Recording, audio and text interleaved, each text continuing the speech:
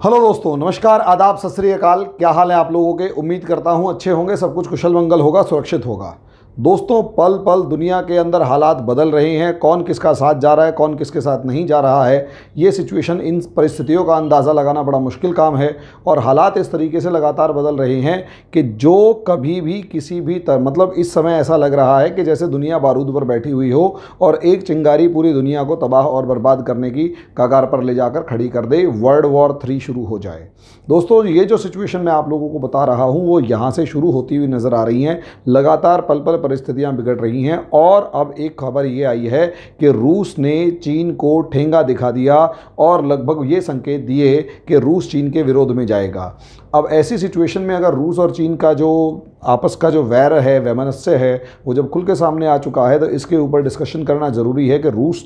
और चीन के बीच में ऐसी क्या समस्या आ गई या किन कारणों से रूस ने चीन का साथ छोड़ दिया। इस चीज़ के डिस्कशन करने से पहले दोस्तों एक चीज़ ये कि 30 जुलाई को हमारी ऐप लॉन्च हो रही है। उस ऐप के अंदर बहुत सारा यूपीएससी का study material free of cost हम आपको प्रोवाइड करने जा रहे हैं। जो भी स्टूडेंट हमसे इस मामले में जुड़ना चाहता है, हमारी ऐप 30 जुलाई को डाउनलोड करे और हमसे जुड़े। उसमें बहुत सारा यूपीएससी और पीसीएस का फ्री मटेरियल अवेलेबल है जो आप अपनी प्रिपरेशन के लिए इस्तेमाल कर सकते हैं। तो दोस्तों टॉपिक के ऊपर आ जाते हैं। और दूसरा एक मैसेज मैं आपको ज़रूर देना चाहूँगा दोस्तों, अगर आप लोग मेरे से जुड़ना चाहते हैं फेस टू फेस या किसी भी फॉर्म में, face to face in the sense मेरे से क्वेश्चंस पूछना चाहते हैं, तो मैंने आप लोगों के लिए टेलीग्राम ग्रुप बना दिया है और उस टेलीग्राम ग्रुप के अंदर आप आराम से आकर जो भी क्वेश्चंस प्रॉब्लम्स पूछना चाहें वो मेरे से पूछ सकते हैं, डिस्कशन कर सकते हैं, मैं अवेलेबल रहता हूँ। तो दोस्तों टॉपिक के ऊपर आ जाते हैं। टॉपिक है रूस और चीन के बीच का मामला, जिसके अंदर रूस और चीन आपस में ऐसा लग चुका है कि आमने सामने एक दूसरे के आकर खड़े हो चुके हैं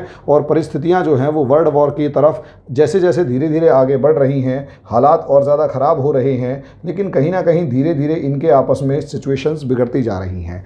मामला क्या है? ये रशिया है जो दुनिया का सबसे बड़ा देश है और चाइना है जो लगभग दुनिया का तीसरा सबसे बड़ा देश है। ऐसी सिचुएशन के अंदर अगर आप लोग देखते हैं, यहाँ पर रूस और चीन के बीच में एक एग्रीमेंट हुआ था और एग्रीमेंट था S-400 मिसाइल डिफेंस सिस्टम का। अब ऐसी सिचुएशन के अंदर जो मिसाइल डिफेंस सिस्टम है इसकी अगर आप बात करते हैं यहाँ पर, तो हालांकि इस मामले के अंदर ये बात खुलकर सामने आई है, S-400 मिसाइल डिफेंस सिस्टम में ये बात खुलकर सामने आई है कि रशिया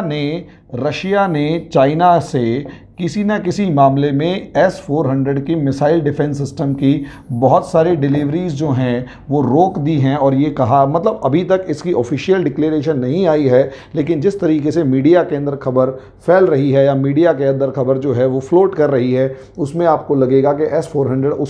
उसके अनुसार ये बताया जा रहा है कि S-400 missile defence system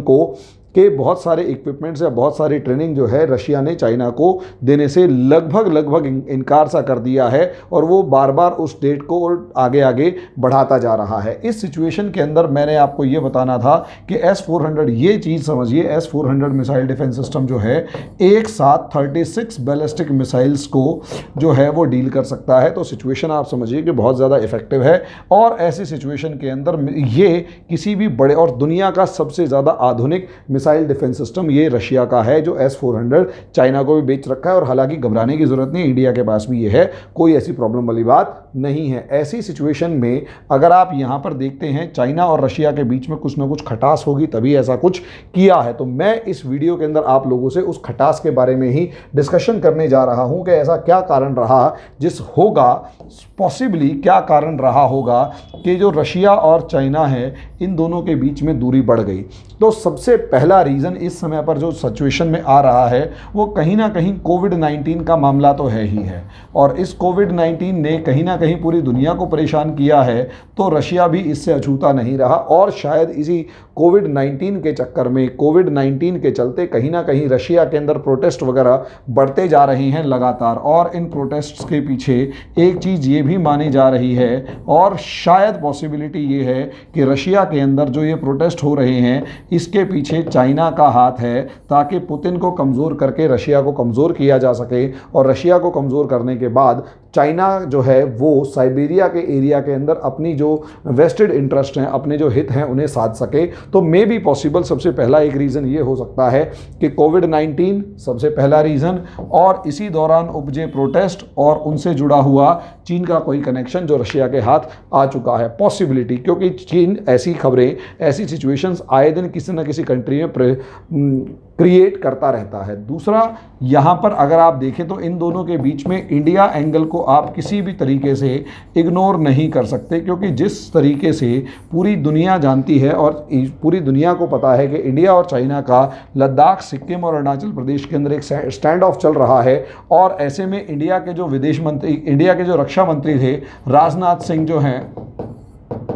Rajnath Singh जो हैं वो रशिया का दौरा करते हैं, और बहुत सारी डिफेंस डील्स जो हैं वो रशिया के साथ साइन कर ली जाती हैं, और रशिया हमारे को वो डिफेंस इक्विपमेंट्स देने का पूरा वादा करता है। तो पॉसिबली ये रहा होगा कि चाइना ने रशिया पर दबाव बनाया होगा कि आप इंडिया का सपोर्ट ना करें, इंडिया का साथ ना दें, क्योंकि आने वाले समय में इंडिया के साथ प्रॉब्लम मतलब रशिया और चाइना के रिलेशंस का दबाव डाला हो, उसका वास्ता दिया हो कि मैंने आपको, चाइना ने रशिया के अंदर इतना इन्वेस्टमेंट किया है, इतना पैसा दिया है, इतना सब कुछ किया है, तो रशिया के ऊपर शायद चाइना ने दबाव डाला कि इंडिया का साथ ना दिया जाए। ऐसी सिचुएशन के अंदर रशिया और चाइना के बीच के डिफरेंसेस ओपनली आए हों, क्योंकि इंडिया और रशिया अपने आप में बहुत पुराने और बहुत अच्छे दोस्त रहे हैं। इंडिया का आज भी लगभग 65 से लेकर 70% के करीब जो डिफेंस इक्विपमेंट्स हैं वो रशिया के अकॉर्डिंग है, और मैं आपको पहले भी बता चुका हूं कि रशिया कभी भी नहीं चाहेगा कि इंडिया चाइना के अगेंस्ट कमज़ोर पड़े, क्योंकि चीन वो देश है जिसने रशिया को आए दिन धमकी दी है,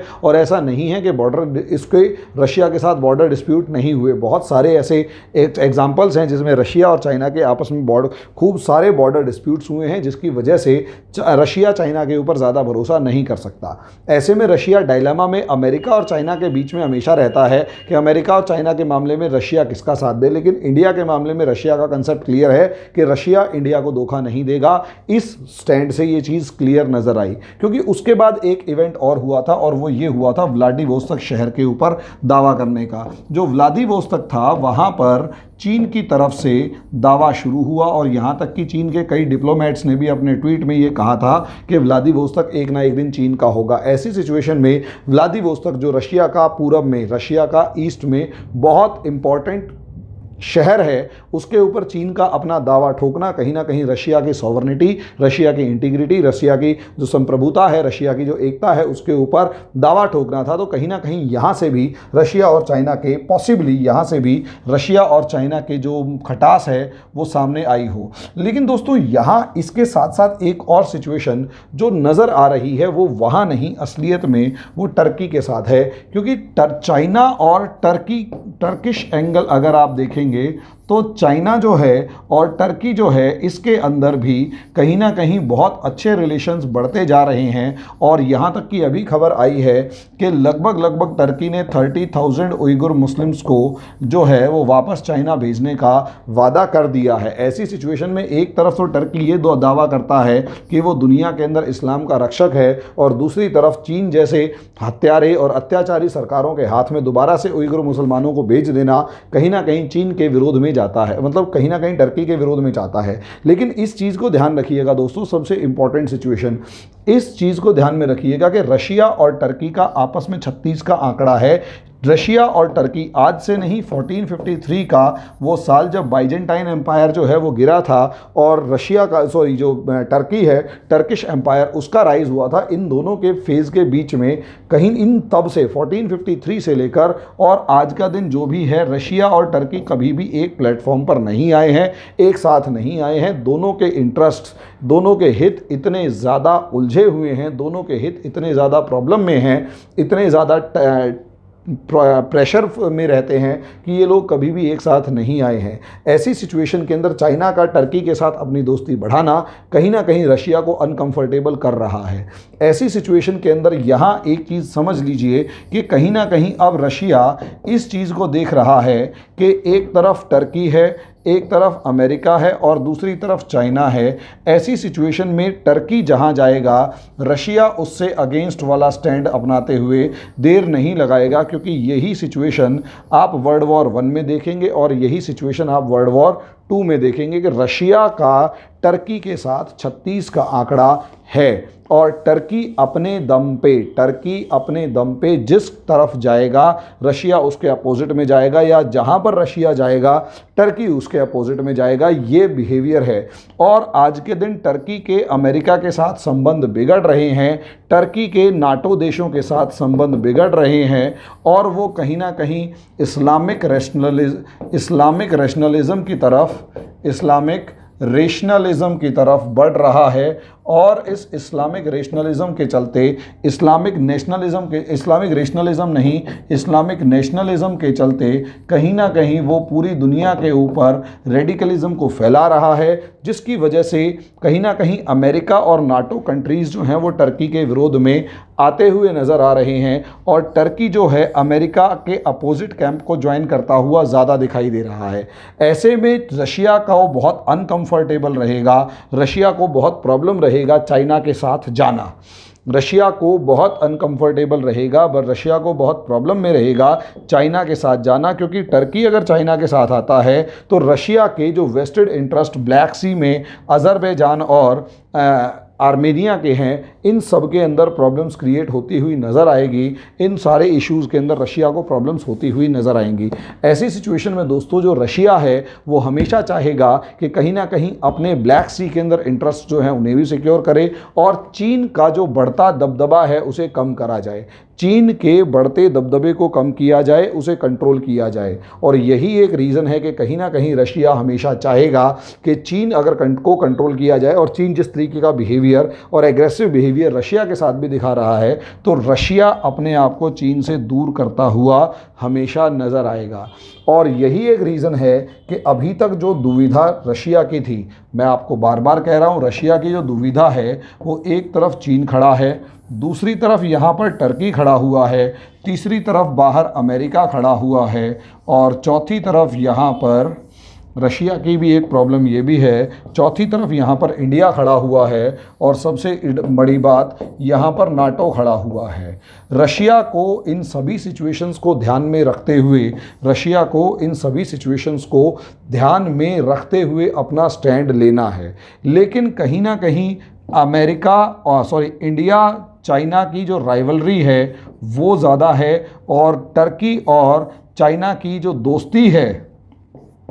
फ्रेंडशिप है, वो इधर नज़र आ रही है। और कहीं ना कहीं इंडो पैसिफिक के अंदर रशिया चाइना के कॉमन इंटरेस्ट नज़र आ रहे हैं, रशिया एंड चाइना के कॉमन इंटरेस्ट नज़र आ रहे हैं कि दोनों चाहेंगे कि कहीं ना कहीं इस एरिया के अंदर अमेरिका जो है वो दबदबा ना बढ़ाए। ऐसी सिचुएशन में अगर आप लोग देखते हैं तो कहीं ना कहीं बीच का रास्ता निकलता अभी मुश्किल नज़र आ रहा है। और मैं अभी बार बार जिस चीज़ को दोहराने की कोशिश कर रहा हूँ कि दुनिया के अंदर दो बड़े बड़े कैंप्स बन रहे हैं, दो बड़े कैंप्स बनते जा रहे हैं, लेकिन अभी उन्हें थोड़ा समय चाहिए, अभी उन्हें उन दो बड़े कैंप्स को थोड़ा समय चाहिए,